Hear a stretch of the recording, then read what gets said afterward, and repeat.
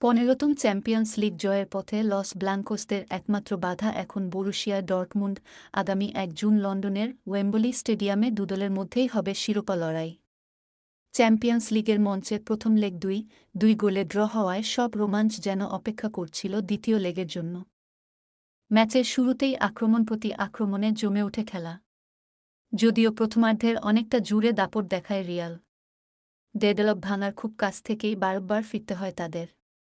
ম্যাচের ১৩ মিনিটে দুরূহ কোণ থেকে ভিনিসিয়াস জুনিয়রের শট পোস্টে লেগে ফিরে আসে।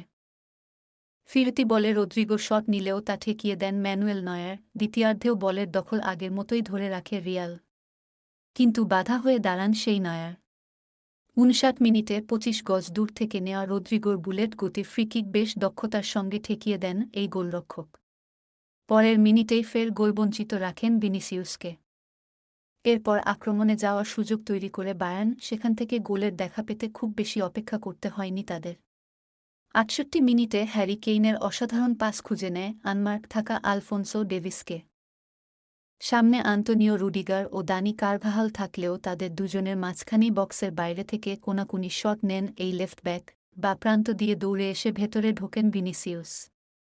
গোলমুখে তার নেওয়া শট অবশ্য ঠেকিয়ে দেন নয়ার, তবে পুরোপুরি বিপদমুক্ত করতে পারেননি।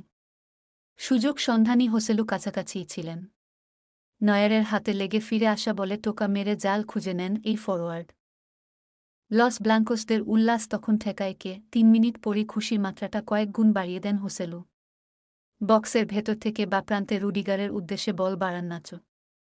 তখন বক্সের মাঝখানে হোসেলুর সামনে নয়ার ছাড়া আর কেউ ছিলেন না। রুডিগার কোনো ভুল করেননি পাসটি দিতে, আর হোসেলুও ভুল করেননি রিয়ালকে এগিয়ে দিতে। তবে নাটকীয়তা শেষ হয়নি তখনও। রেফারির চোখে অফসাইডে ছিলেন হোসেলু, তাই গোল দিতে অপারগতা জানান তিনি।